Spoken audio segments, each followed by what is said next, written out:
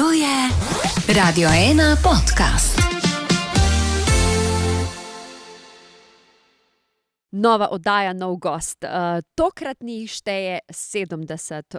V Slovenijo oziroma v takratno Jugoslavijo je pripeljal zelo popularno pornografsko revijo. Med drugim je napisal tudi najbolj znano diplomo v državi točno na to temo. Kriv je za to, da so Bigfooti uspešno nadaljevali svojo kariero, predvsem pa je neumoren navdih in pa človek poln optimizma. Z mano danes Pero Lovšin. Pozdravljen, nisem te še uspela pozdraviti, da tako razčistva preka me kdo pošola, sva se mi dvakrat zmenila, da se bova tikala, ne? Okay, ker se vseeno poznava že nekaj časa. Ja, absolutno, lej. Kljub temu, da te izredno spoštujem in bi te mogla verjetno videti. Ne, lej, rock and roll pism, res. No, tako a veš, do mene, če kakšen pride, pa je lahko stara 15 let, pa pride do mene po koncertu, a me uvikala, no, mislim. Ja, a pa te? Kakšne me, pa rečem, dej, prosim, no. Ampak tudi kakšne, da te vikajo, ki so stare 30 let, to je pa že grozen pol. Pero, ti si v bistvu star 70, ne? Ja. Ampak koliko se pa v resnici počutiš? Veš, kako, ko prišel ta leta, ne, nočeš več razmišljati o tem. To mi verjamem, ampak Ja. skozi žarevaš to mladostno energijo in konec koncev delaš nove stvari, novi komadi, plate, koncerti, ti se ziher ne počutiš to, kar si. Ne, moram reči, da res ne, no. Če pa mislim, kako so kakšni, jaz tudi živim kar drugačno. Moj bend je v povprečju 20 let mlajši do 30 let od mene, pa smo z njimi tako že leta. A veš, so bili še mulci, ki so prišli. Seveda sem tudi jaz še mulc, 50. Ampak v načelu je tako, da so jaz res delam druge stvari, kot počenja moja generacija. No. A veš, dejansko letos sem imel, rečemo, 22 smučarskih dni, zato sem imel malo težave z kolenom in pred enim tednom, ko sem mi pogledal magnetno, sem povedal, zakaj imam polet slabš, ker sem imel praktično vsak teden 1 do 2 koncerta, ampak jaz še pogojeram, a veš. To pomeni, da skačeš kot manjako luft, pa padeš dol. Se rekel, glih to ne smeš delati. To mi noben ni povedal do zdaj, do mojih let, se nisem s tem ukvarjal. Ne? In v bistvu se mi je nekaj poslabšalo, ampak zdaj smo ugotovili, da bomo probali nekako to sanirati tako zelo. Še zmeri bom šel lahko tudi smučati. Mal sem v soboto nor koncert na Gorenskem, Koroška Bela in tudi to, da je bil manjši. No. Pero, pri tebi je meni zelo zanimivo, ti si rocker, vemo, kako so rockerji, po drugi strani si pa tako, kot si zdaj že večkrat omenil, res športnik. Kako se to dvoje povezuje? Ker rock'n'roll življenje ni najlažje, ni najbolj prijatno športnim. Ja, lej, mislim, da se zelo na Koroški Beli je igral pred mano en fant, ki zdaj se niti ne vem, mi fant. V bistvu je srednja generacija, bil je serviser Bodija Millerja, Okay. smučarski trener, serviser, smučar, ima punkovski bend, nori, a veš, zdaj serviser De Alpredinja, ki je tudi Italijan v prvi 15-terici, a veš, in v načelu je tako, da je šport kar povezan z muziko. Seveda eni ima rajš, vidiš, eni ima tako kot Košir, je bolj v repu, ampak so vzeli tudi, ko so oni repali, so vzeli en komad od Pankrtov. A veš, da ja, to se povezuje. Ne? Povezuje se ta muzika in povezuje se šport. Sveda, fuzbalisti, kakšni so bolj na, rečemo, turbo ali pa tako. Ampak mislim, da je zdaj ratal angleški fuzbalisti, vemo, da so nori na klasičen rock, a veš, marsikdo, no. Spet je to tako. Tako da to ni tako nepovezan. Jaz se spomnim, ko smo mi smučali v klubu Olimpija, sem bil jaz najmlajši takrat. In ko sem prišel in mislim, da sem bil, rečemo, tam 12 let in pridem jaz kaj in povem, da sem fan od Rolling Stonesov, ne, in da imam doma We Love You ploščo. In 3 leta nazaj, tudi naslednji let, so Stones izdali Honky Tonk Woman in jaz sem to poslušal na Radio Luksemburgu in sem bil tam takoj sprejet v klapo, ne, ker so bili vsi so bili fani Stonesov, Beatlov, pač kjergakoli. To je bilo, takrat je bil rock'n'roll pač vladar, res. Še bolj kot je zdaj, rečemo. Ne. Zdaj je ena od muzik, ampak po eni strani je pa prisotna skozi in muzika je v športu skozi prisotna. No. Ko smo že pri tem, 25 let je v bistvu letos od meni osebno, pa mislim, da nisem edina tega mnenja, najboljše slovenske himne, poklon športu, Slovenija gre naprej, se pravi iz fantastičnega trojčka Predin, Kreslin, Lovšin. Kako je nastala ta pesem? To je takrat, ko smo boljši igrali fuzbal, kot smo zadnjič. Takrat je bila res ta nogometna pravljica, se je rojevala in entuziazem bil neprimerljiv zdajšnjo, čeprav tudi vidimo, da je zdaj fuzbal popularen, da je bilo tekma Švedsko razprodana, tako naprej in je na en drug način živi, ampak takrat je bilo, zmeri, kadar se kaj rojeva novega, mi še nismo bili na nobenem prvenstvu, za nas je bilo, za Slovence je bilo to, da pridemo na veliko tekmovanje nekaj čarobnega, ne. In ko smo bili povabljeni vsi trije, vsak posebej, da pričakamo nogometno reprezentanco, takrat, da nagradimo jih tudi s koncert, rečemo, z enim nastopom pred magistratom v Ljubljani. Samo jaz odzun komad Samo en majhen poljub, ne. In ko smo se mi trije, prav pri meni smo se zbrali, ker sem najbližji magistratu, ne, smo malo preigravali, kjere komade bomo igrali, ne. In sem jaz rekel, dajmo Samo en majhen gol mi dej, a veš, Slovenija gre naprej. Tako da iz tega komada je nastala himna in potem so nas povabili spet na nogometni zvezi, da naredimo cel projekt iz tega. Meni sta kolega zaupala, da naredim komad do konca, ne, ga preuredim po svojih željah, ne, in tako je nastala Slovenija gre naprej. Jaz sem se lotil tega in komad je zelo spontano, kar hiter nastal. No. In komad zelo pridno uporabljamo, kjerkoli se Slovenija pojavi. Mislim, da zato, ker je rato spontano, brez kakšnih velikih arhitektonskih načrtov, kaj bo vse za tem komadom stal. Tako noben ni, samo en plot enega navdušenja je bil. No. Prvo, če skočiva zdaj na faks, ker sva v bistvu kolega. Ja. Ti si sicer iz FSPN-ja, jaz sem iz FDV-ja, ampak ti si novinar, jaz sem sociologinja, ampak je pa tvoja diploma definitivno bolj znana kot moja. Kako je že naslov? Pornografija, družbeni pojav. Družbeni pojav. In takrat a ne?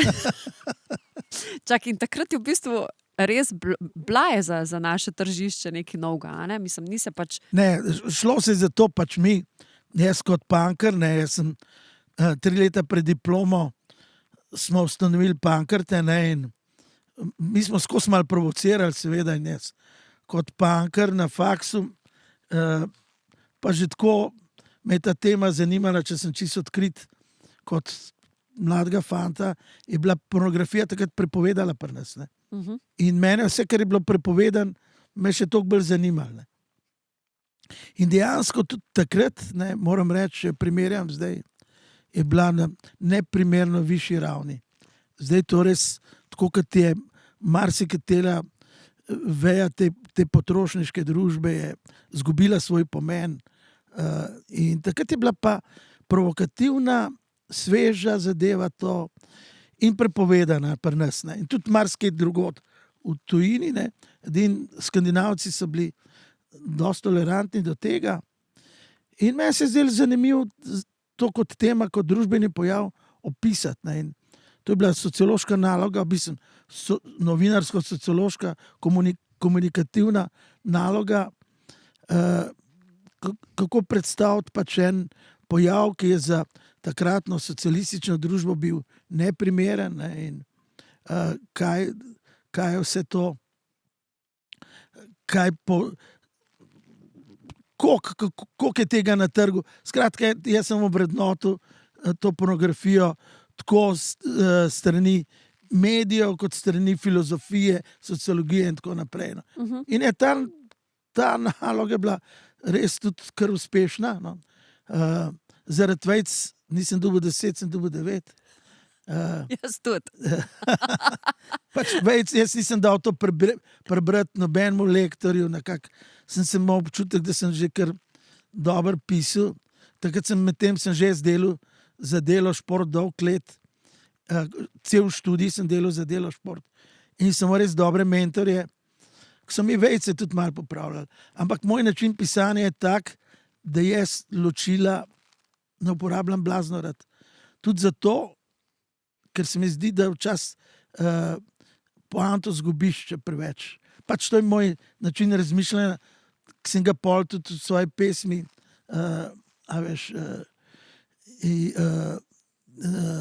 nekako uporabljal. Ne. Mislim, da sem napisal zadnjič eno tako, bi rekel, ne, vinjetka ali kako. Tako kot so včasih pesmi močnejše brez vejc, je življenje lažje brez pik. Dobro. Ja, ta se mi zdi močna. Ta kar dosti pove. Ja. Ampak, zdaj to sem ženi napisal, ki mi je nekaj težila. In, ko sva že pri ženi, a je mogoče naključje, da si diplomiral v istem letu in se tudi poročil? Mogoče. Mislim, da je naključje. Naključje? Mislim, da je naključje, ker isto leto sem izdal tudi album Dolgcajt. In isto leto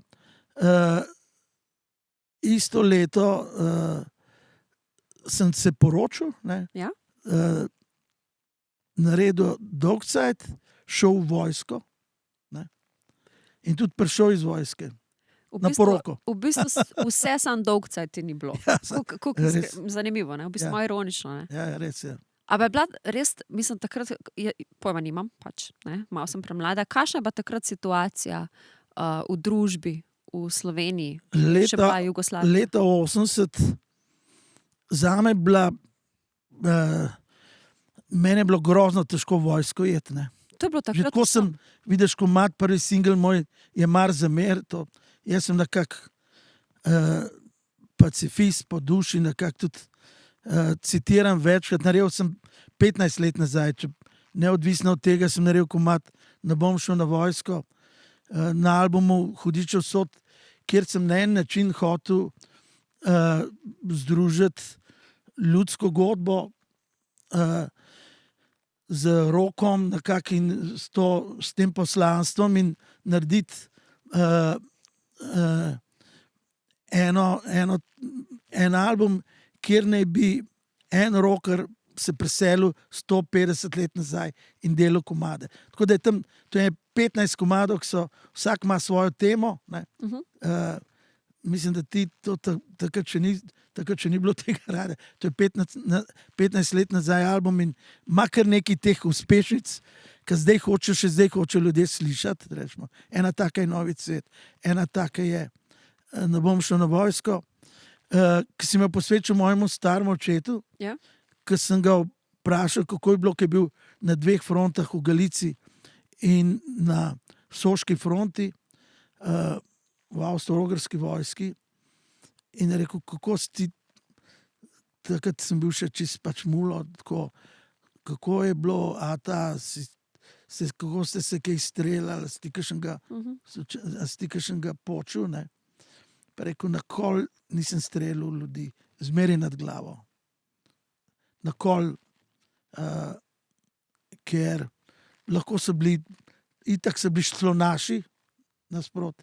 In ponovadi so itak te, ki sprožijo vojske, so zmeri so bili naši nasprot.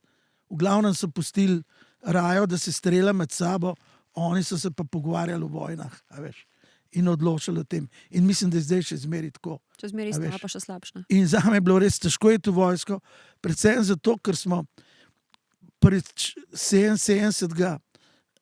Leta smo Pankrti nastali in čez kakšen let, ko smo naredili Bolana, prvi singel, smo ratali tako, kar popularni in je bilo luštno živeti v Ljubljani, neodvisno od tega, da je bila scena Bolana, da je bilo treba totalna revolucija. Mi smo se pač, kako sem rekel, provocirali v lifeu tisto sceno, mi smo živeli čist drugač, kot se je živeli takrat. Mi smo živeli svoje življenje, ki je bil zelo intenziven. In v vojstvu, to se pravi služenje, je zame ni bilo enostavno jeti. In dejansko nisem zdržal dober mesec v vojski, ko sem tako reagiral, da hotel sem ven prijeti, no, po domače, to se zdaj že lahko pove, ampak kar tako, ne samo na silo. Moram reči, da takrat, ko sem bil jaz en teden ali pa 10 dni v vojski, je umrl maršal Tito, ne, in smo imeli mi skozi, mene so dali kot pankerja, ne, so me dali najbolj Bogu za hrbtom na polotok Prevlaka, ne, sicer morje, jaz sem hotel kao na morje jeti, ne, in so nas tam dali, da nas lahko prevzgojijo, ne. Okay. In mi smo bili v bistvu kar en teden, praktično, to je bilo v maju, točno vem, noč in dan na enih stražah, totalno res v bistvu maltretiranje, ne. In jaz kot občutljiv mladenič, ki poleg tega še ni bil zaveden vojak, ne, sem dobil angino, bronhitis, vročino in me niso spustili v bolnico po tablete. Čeprav čutil sem, da imam mogoče 39 vročino. In sem pač tam v prizoru ene vrste, malo je bilo zaigran, malo pa tudi tako, ker vedel si proti vojski, pa ne smeš reči, ne. Ja. In sem v prizoru, to je eden mojih najboljših šovov, a veš, v prizoru en protest tak, ne, protest osamljenega vojaka, nervoznega, tudi mal, bi rekel, neprilagojenega, ne, ker tudi ni bilo tako težko spet, ker sem bil res neprilagojen. Res je bilo tudi to, da smo takrat pač, ker še to moram povedati, ne samo, da smo ustanovili Pankrat, jaz sem takrat že praktično končal faks, naredil sem vse izpite že 2 let prej in sem samo še delal diplomsko sem v glavnem res narejen, tudi da sem res užival ti življenje, ne? In v vojsko sem res prišel totalno neprilagojen, ne? Tako da so me kot neprilagojenega poslali v Ludnico v Split, ne? In tam so mi povedali, da mene kot Pankrta ne morejo spustiti v Ljubljano, da sem lahko v Ludnici do konca vojske, ne? Okay. Ker se pa meni tudi ni dal. Tako da sem nekako prišel nazaj po 3 tednih, ko so prijele tablete in si pridobil en tak status, da nisem rabil več imeti puške praktično, niti metkov in da sem se večinoma kopal pol tam. Pa si razvil na morju. In bil sem bil sem tam v bistvu, mi smo temu se rekli, družbeni prostor je bil tak, ne, kjer smo tudi muzicirali. In ko je prišel Tomislav Ivčič v mojo garnizijo, ne, so se takoj seveda povohala. Tomislav Ivčič najbrž veš, kdo je, čeprav ne delaš v Aktualu, ampak tip je imel komade, kot je Večeras je naša fešta, Vem. Crno ženo in on je bil zvezda tam absolutna in res sem se lažje prilagodil, ker je imel tudi dobre zveze, dobivali smo dobra vina, a veš. Aha. Dobivali smo domač sir, pršut in Ti si hodili na se imel koncerte. super. In jaz sem bil predskupina, igral sem 5 komadov, v glavnem All Right Now, Honky Tonk Woman, Proud Mary, pa mogoče še Brown Sugar. In potem sem bil Frej. Toliko sem bil Frej, da seveda sem decembra oziroma novembra dobil ulkus na 12. Sem šel še enkrat v en mesec v bolnico. Mes sem se poročil, naredili smo takrat dvojni singel Gospodar, na mesto tebe, Jaki glup. Še zmeraj mislim, da je treba vse minirati. In sem bil toliko zaposlen, da sem pozabil organizirati fotografa za na poroko, tako da je bilo pestro. Pestro. Omenil si Gospodarja in zdaj ga bom tudi jaz. V bistvu tako se te klicali Bigfoot mama, ne da? Ja. To je tudi ena zelo... Oce. Tako, to je potem, ko je Oce. papež obiskal Ja. Slovenijo. To je pa Alen nam povedal. Ja. In je rekel zate, da si bil zabaven hedonist, oziroma da si edini človek v življenju, ki mu nikoli ni rekel žal besede. Tako, bomo rekli, če ne bi bilo tebe, Bigfooti ne bi imeli kariere, ki jo zdaj imajo, ker ti si jim nudil to priložnost, da so nastopali na tvojih koncertih, oziroma recimo pred tvojim špilom, pa za tvojim špilom, da so ti tudi pomagali pospraviti material, da so bili kajni roadie, ne? Ja, bilo je vsega. A ne? Ampak, Najprej so bili naša predskupina, ne? Ja, Potem sem jih vzel, ko sem prvi solo album posnel z Buldožerji, v bistvu, ne? Ki takrat niso bili glih aktivni in tudi ni bilo glih variante, da bodo Buldožerji moja skupina, ne?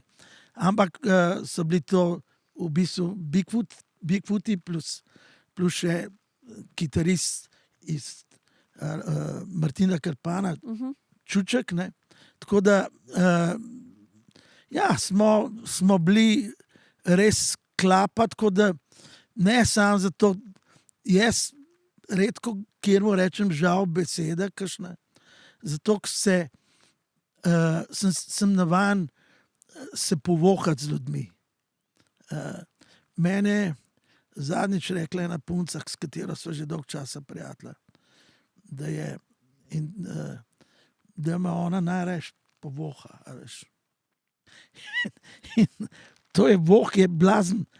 Voh je, seveda med ljudmi je to zanemarjen, žal. Mi smo ogromno tega zgubili, ker smo imeli od pamti veka, rečemo. Preden smo se začeli razvijati, preden so rečemo, prišle verske institucije, pa politični oligarhi, pa fevdalci.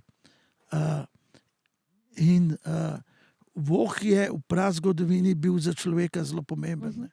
Tako kot je zdaj za marsikatero žival. Tako da se pravi. In to mi tudi v rock'n'rollu rečemo, da se povohamo. Ja. To dinče v rock'n'rollu rečemo, da se povohamo med sabo. Ne? Ja. A veš? Ja. In če se z enem ne povohaš, ga ne vzameš v bend. Ne? Greš Nisi z njimi, Ja. nisi z njim. No, ampak zelo dobro sta se povohala tudi s Tomcem, ne? Gregor Tomc, by the way, moj profesor. Ja. Tako sva se povohala. In to je bilo tako, ja, ne? Ampak je zanimivo, meni sta dva čisto drugačna človeka. Ne vem, kako zanimivo tako. Verjamem pa, da je bila neka mentaliteta dosti ista, oziroma pogled na sveta, ne? Ali pa na težave, ki jih je takrat povzročala skupna država. Ja, seveda z Gregatom sva drugačni osebi. Ne, tudi on je sicer zelo muzikaličen, ampak menda je samo pišel, ko je igral.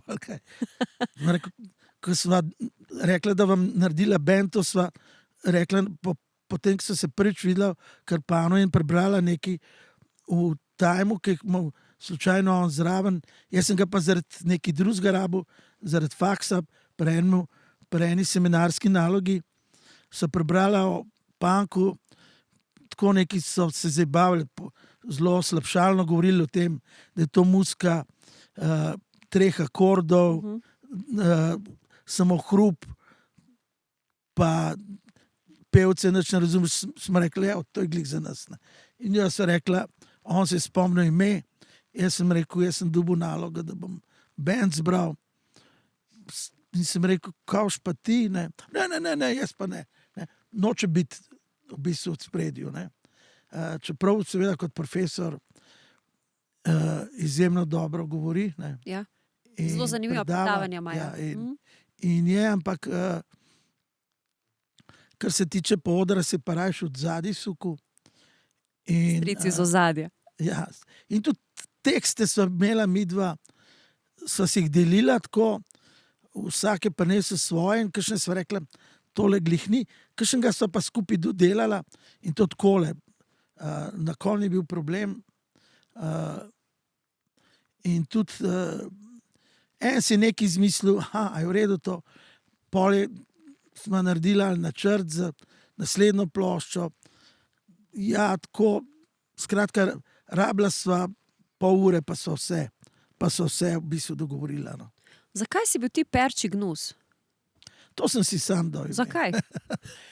Johnny Rotten, pač, veš. Stle si šel, iz tega si šel. Okay. Pač smo rekli, sicer sem bil od začetka Perči Gnus, na drugem albumu sem bil že Piotr Zakonski, a veš, ker je bil državni ljubimci. Pa sem pa malo zgubil to veselje, tako da sem rad Pero, ampak za prijatelje še zmeri Perči tudi. Kaj sva že pri punku, ki ga zelo dostikrat takole slabšalno omenil, kot si ti pa rekel, ne? Kako odgovarjaš recimo zlobnim jezikom, ki pravijo, da ne znaš peti? No, odgovarjam, ker v bistvu res se ne smatram za klasičnega pevca. Ne. Če nimam, moja žena, rečemo, poje pri pevskem zboru in ona lahko zapoje pesence čisto komot. Ampak ko pa jaz igram še ritem, ne, zraven, ne, bo ona nadaljevala približno isto. Ne. Jaz bom pa s kitaro zraven naredil komad boljši. Ne. In sem prepričan, da tudi ljudski komad jaz s kitaro sem bližji originalu kot vsi pevci na čelu s Slovenskim oktetom. A veš. To je zdaj vprašanje logike. Kaj ti je bistveno bel canto ali duša, a veš, mislim. In jaz mislim o rock'n'rollu sploh, zato druge pač branže se nagrem. V rock'n'rollu je bistvena duša, a veš. In tako da, koliko si kle, pač tiste 2-3 tone obladam nekako, veš. In mislim, da je to, včasih grem pa tudi, včasih mi zaide in moram reči, kakšen komad uživo, včasih poslušam, se sploh čudem, kako lahko tako visok zadanem ali kva. Ker je, če je ta prav feeling, ne, me lahko ponese marsikam. Ne. Pero, vi ste imeli, predvsem s Pankrtija, zelo tak čuden odnos do oblasti, oziroma, če obrnem, oblasti so imele čuden odnos do vas, ne. Bili ste kritični do njih, kar je bilo absolutno prav. Leta 1989, če se ne motim, ste se združili za nastop na kongresu v Ljubljani, ki je bila afera JBTZ.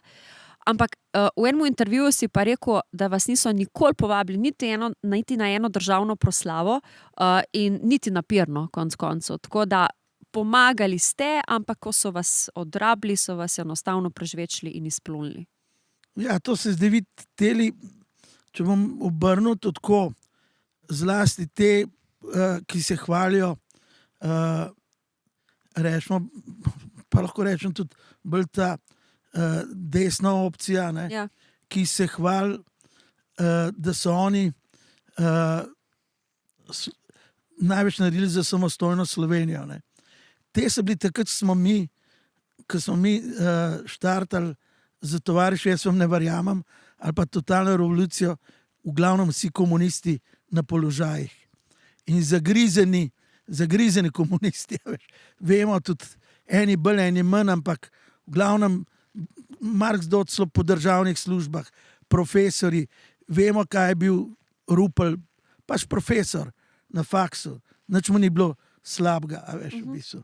In bil je v bistvu čisto lojalen državni uradnik, a veš, s tem. In še marsikdo drug. Tako da, seveda, potem, ko so prišli na oblast, tudi v bistvu podobno je bilo s to levo opcijo,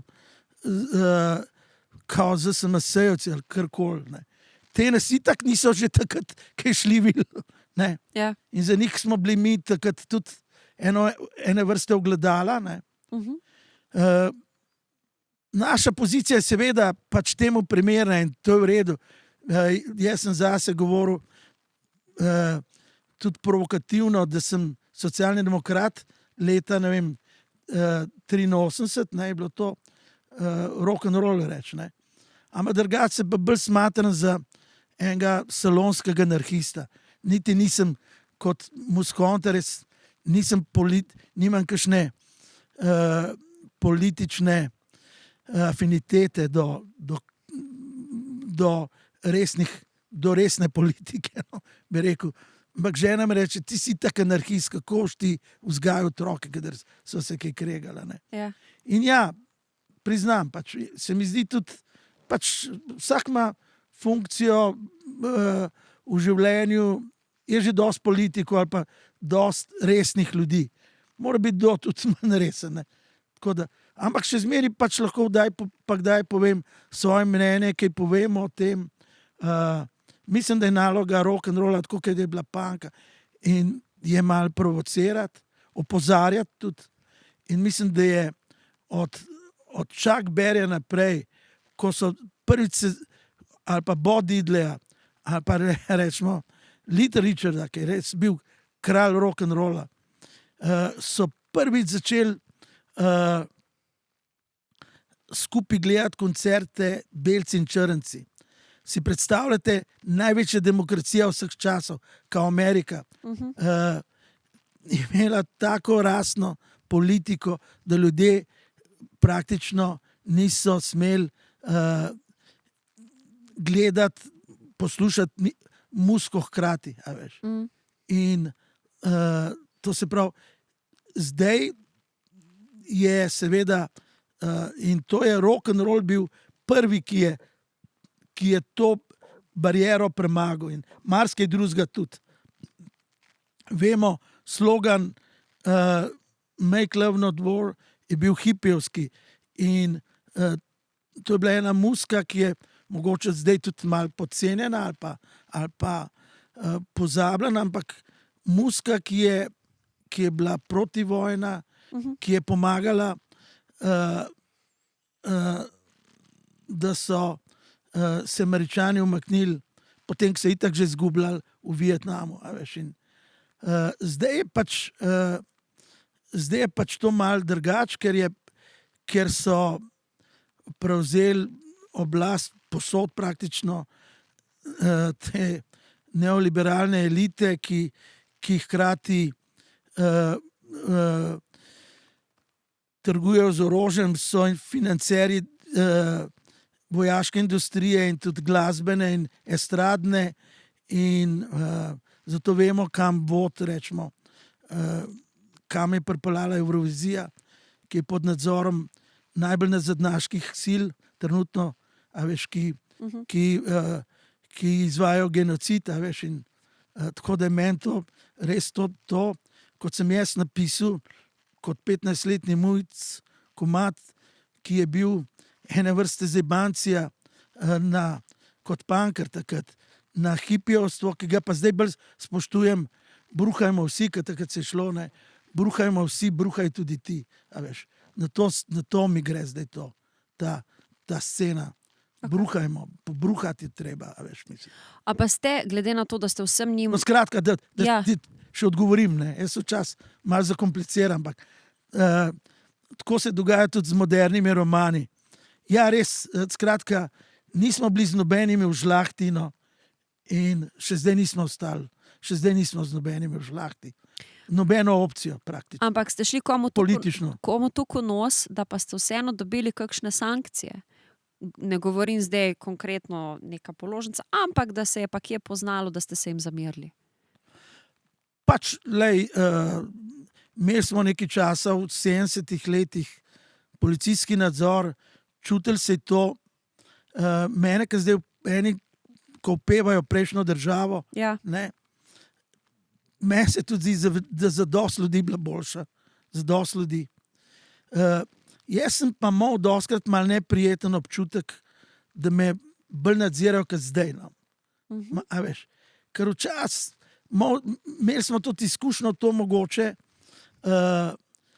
še odprej, ker mi smo se mogoče lih v tem pravem času postavili na noge, ker kakšni naši predhodniki v kulturi, tako kot rečemo, primer dajem Marjana Rožanca, ki je naš družinski prijatelj, velike, zame eden največjih slovenskih pisateljev in seveda tudi nogometni človek, ne, ki nas je povabil, da smo naredili himno Slovana, je bil zaprt 3 leta in tam je tako zbolel, da je mnogo prezgodaj umrl. To se ti je lahko zgodilo v bivši Jugoslaviji, a veš. Tako da jaz ne bom samo a veš, zdaj gojil ali pa se sedil, kako je bilo tam vse v redu. 80. leta, ko se je ta širila demokracija, so bile res najbrž, tako kot mogoče 90. Potem v samostojni Sloveniji najlepša leta življenja za vse. Ne. Meni, kar se tiče, tako kot rečem, meni je to, da nisem imel odnosa s politiko, meni nič motil, celo mi je pomagal in meni je zdaj osebno, čeprav vidim, koliko je že samo novinarstvo, ko veš,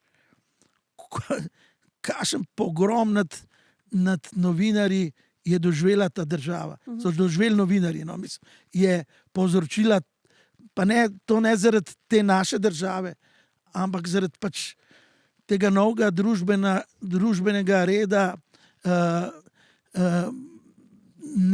nenasitnega pohlepa tega neoliberalnega kapitalizma, a veš, ker na srečo pač jaz nisem jaz sem z novinarstvom rečeno končal leta 97 in takrat nisem točno vedel, ali se mi splača ostati v novinarstvu, ali se posvetiti samo muski, kjer kot seveda ne pevc nisem vedel, da imam lahko kakšne svetlo prihodnost. Ampak samo eno tako, vedel sem pa, da nekako, da ne morem več delati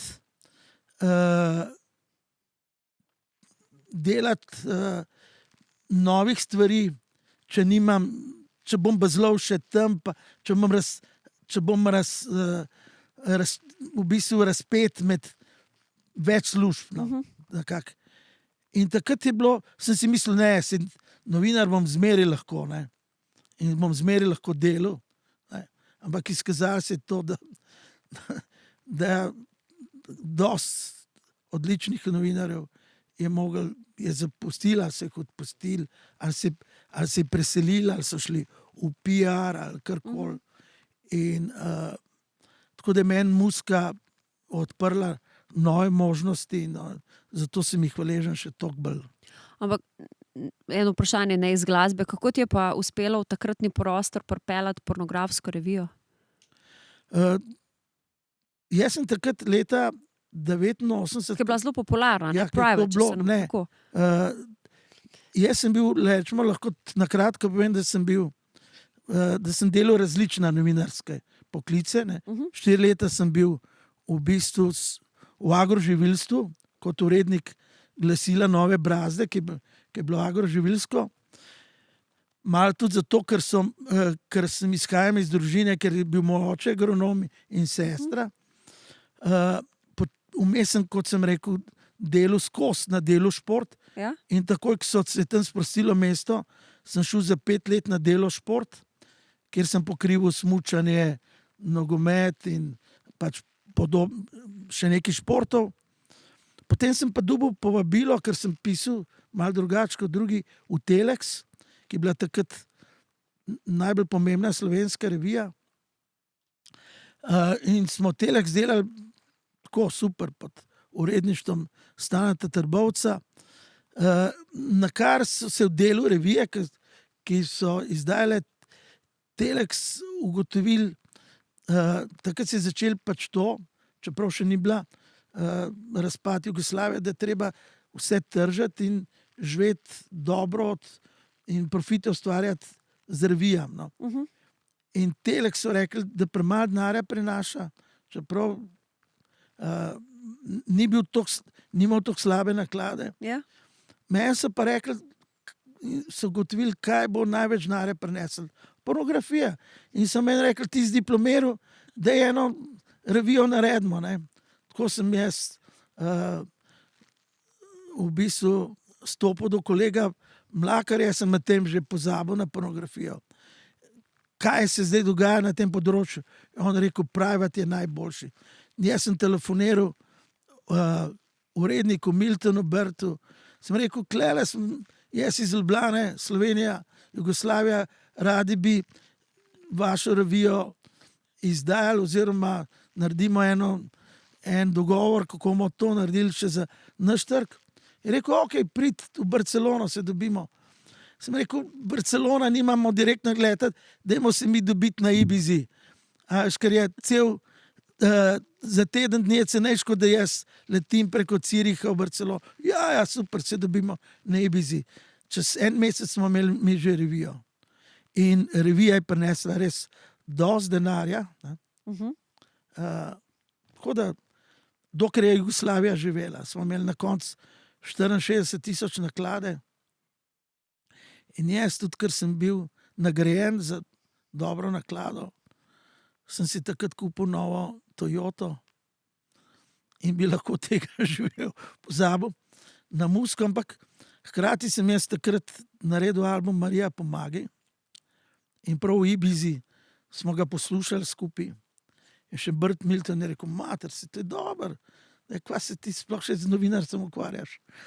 Sem rekel, tole, mi imamo itak, to je mesečnik, ne, enkrat na mesec in teksta je približno za eno tipkovno stran, tako da to bom že preživel. Se bi to vprašal, kako se ti kaj zdi pornografija danes? Ja, danes Pa ne vem, a imaš kakšno mnenje? Ja, imam mnenje, danes se mi zdi tako kot splet cel zelo škodljiva. Aha. Tako kot se mi zdi enostavno, enostavno je, ne pride na pravi naslov, to je bistveno. In škodljivo v tem, ker ljudje, če niso pripravljeni na eno, to je tako, rečemo, kaj je zame škodljiv. Ne? Jaz sem bil navajen na to, pa sem približno vedel, mislim, da ni škodovala. Ne? In zaradi tega nisem zgubil nobenega odnosa, rečemo, partnerskega, tako kot kakšni fante, ki sem jih spoznal tudi v bendu, namesto da bi šli, da bi s puncem, govorimo 20, takrat, ko se je to začel tako na velik, namesto da bi s puncem hodili okrog, so, ratali v bistvu skoraj odvisni od pornografije.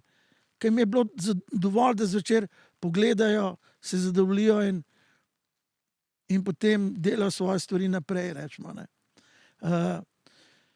Življenje pa mislim, da so medsebojni odnosi najbolj pomembni. Najbolj, to je osnova. Medsebojni odnosi. Ne odnos z eno.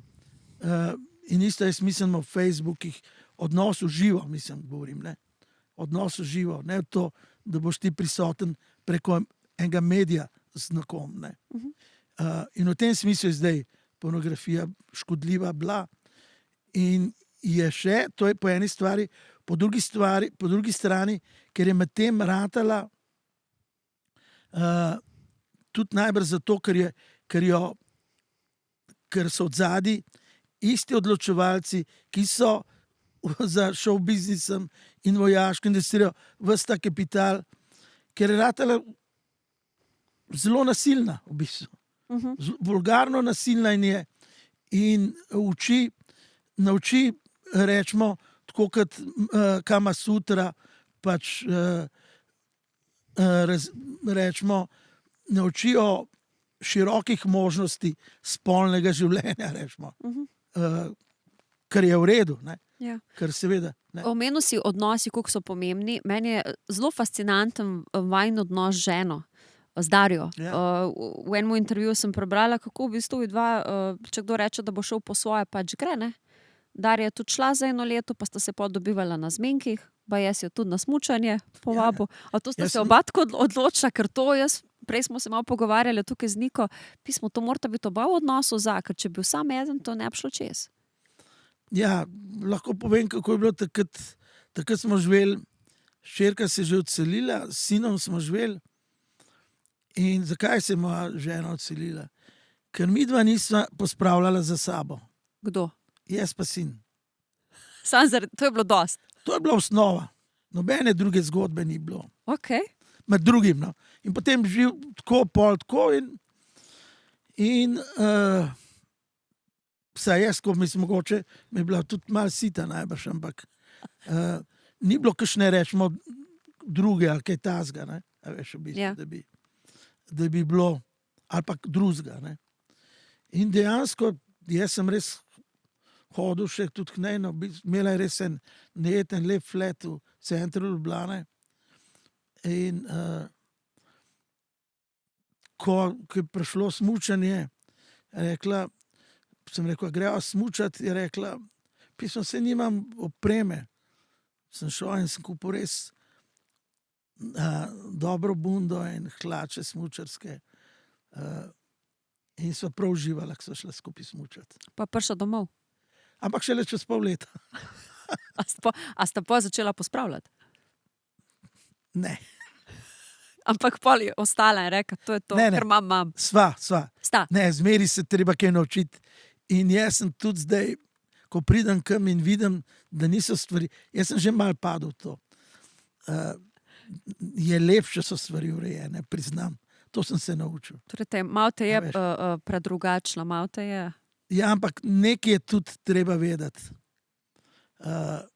Ker pa mogoče ona ni toliko registrirala takrat. Rock'n'roll življenje ni najbolj, ni tako, kot si mogoče mislila ona, ne, to, še zdaj, da je to samo vse z rosom poslan. Ne. Sem se, ko sem delal ploščo, sem delal do 1 zvečer, kakšen komad, in to pol leta, se ob 3 spet zbudil, ko sem se spomnil refrena in sem šel to odigrati in eventualno posnet. In potem sem se zjutraj zbudil in nisem prišel cel dan k sebi do večera in potem je bilo treba iti na koncert in 2 koncerta in 3 dni nisem k sebi prišel. A veš, včeraj sem gledal en zelo lušten dokumentarc o Kubi, ne, o Hemingwayu. On je imel 3 delovne sobe, ne. In niso ga smeli motiti, a veš. Jaz imam samo 2 delovne sobe doma, a veš. In motili so me skozi. A je res In še on je šel potem lahko v Kubi, seveda na plažo, pa šel je loviti ribe, pa šel je na slone, pa vse to, a veš. Jaz sem šel pa na smučanje, pa plavati, veš. Pa na Kodeljevo, na bazenu. Ne? Ja. Pa na Kodelovski bazen. A je res samen mehen poljub mi, da je nastal v kuhinji? Res. To je pa resnična zgodba. Nekaj je bilo spet narobe, nekaj sem naredil narobe. In jaz se tako gledam, pa tako je bila lušna, pa tako mene je bilo tako zoprno, da sva spet skregana. In sem rekel, sam en mehen poljub mi daj in vse bo tako kot prej. In me je tako pogledala in med tem, ko je ona, da bi odreagirala, sem šel jaz že dol, sem vedel, da moram komad narediti. In nisem več čakal, nisem dočakal tega, ta poljub. Je bilo spet narobe. Ne, v redu je bilo. Ta komad je bil všeč in pol sem ga že zapel. Nekaj je bilo pa ful narobe, Pero. Ja. Veš, kaj je bilo narobe? Da si ti imel karte za Queene, za stonj in nisi šel na ta koncert. Ja, takrat sem bil, ne, mislim, Queeni so izdali Bicycle komad pa Rhapsodija in to je bilo meni, kot že tako jih nisem čist zaštekel, ker nisem vedel, za nekatere komade nisem vedel, da so oni avtori, ki so se mi zdeli tako drugačni, ne. Sveš, dve rock'n'roll klasike, ne. Sploh nisem rekel, ne, Bicycle pa Rhapsody, pa onda opero poje, pa Barcelona, to je bilo meni zoprn, priznam, lej. In nisem šel gledati jih, lej. Ab zdaj, če bi še enkrat imel karte, ab šel? Seveda pol sem gledal Queene, ko je Freddie umrl, ko so jih drugi izvajali, ne. In sem seveda videl, koliko dobrih komadov so naredili. In po moje bi šel, ne, seveda. No, si pa šel na Nirvano, ne? To si pa šel. Na Nirvano sem pa šel, seveda, čeprav tudi nisem točno vedel, kaj lahko pričakujem, ampak takrat sem moje servijo na osnovi tega, da sem toliko zaslužil za podjetje, sem jaz dobil na karto bianco, da v delu revije naredim en poskus, smo imeli revijo Grom za kulturo rock'n'rolla. In sem jaz dopisnika Marjana Ogrinca, ki je bil na njihovem koncertu v Kleveni dvorani, zraven Trsta, manjši dvorani, za 800,000 ljudi in je povedal pismo, je rekel, to moraš iti. Tako da sem že vedel, zakaj se gre. Ne. In dejansko me niso, so me prepričali tako, da je bilo to res, ampak žal je to bilo potem že na njihovih zadnjih koncertov, ne. Ampak ja, Nirvana so bili močni, čeprav to še zmeri niti čist tista muzika, ki je meni pisana na kožo, ker mi malo mogoče, a veš, deluje tudi, malo je deprat in jaz sem imel takrat možnost, ker je bil Vidmar, Igor, organizator in sem tudi v backstage bil z Nirvano in videl sem, da se Tedva Novoselič pa ta Grol sta odzuni žurirala s publiko. Kurt Cobain je bil pa tam na enem stolu sedel in je bil depresiven in se mi zdelo to blazno čudno, tako dober koncert, namesto da bi človek bil mal tako, a veš, iz sebe, tako je bil tako zelo, pa moram reči, sem bil še kar z drugimi tudi, samo to nekako možnost, da sem bil, rečemo, z Ramonsi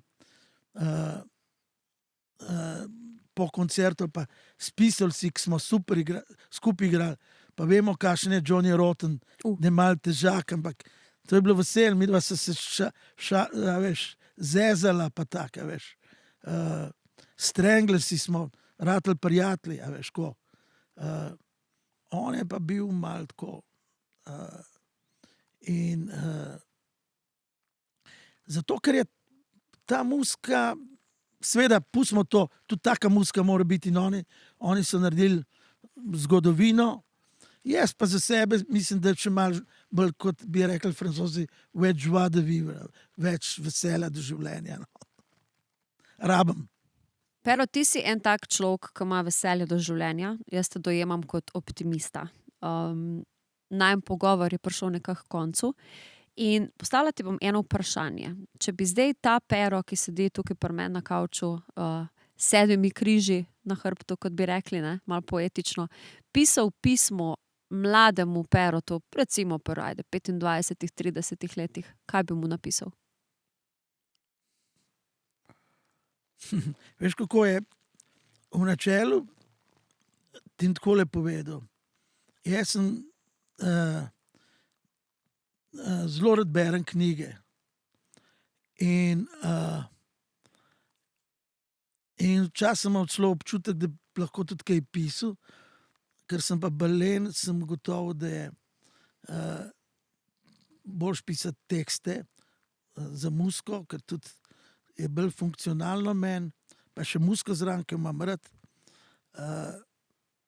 Ampak zdaj, ko čitam knjige, ugotavljam, da je poln takih, nekako si ljudje iščejo, ali te pisatelji iščejo ene teme, ki ne izhajajo več iz realnosti.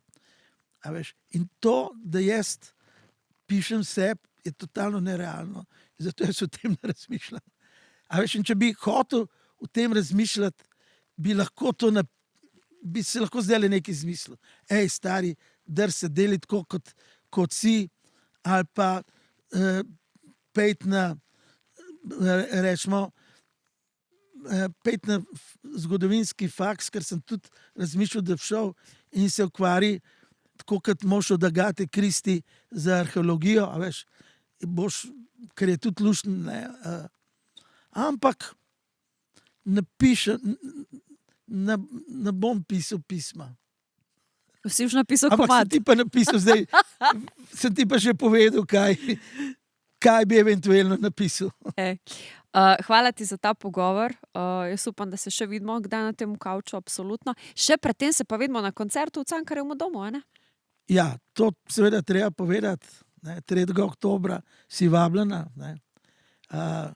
Mislim, da ti jaz tudi lahko, nekako ti si kar nekaj povedala stvari, ki so meni nekako spodbudo kot avtorju in muzkontarju, in lahko tudi tebi rečem, da to, kar počenjaš zdaj s tem tvojim radijem, da je to pomen tudi za nas spodbudo, in da ta radio je nekaj, kar smo rabili v slovenskem prostoru, glasbenem in kulturnem in nasplošno. Tako da mi je veselje priti na ta kavč. Mislim, da se drugič lahko tudi uleževa. Veš, da bo tako kot John Lennon pa Yoko Ono. Sam raba unga ta širšega. Tista scena je bila meni všeč, kot mi je eden najboljših komadov, najboljših videov, Give Peace a Chance, a veš, in naj bo to sporočilo, dajmo priložnost miru. Bravo, Pero. Mislim, da lahko zaključim, da sva se dobro povohala danes. Hvala še, kad ti se vidimo v Cankarju. Srečno. To je Radio 1 podcast.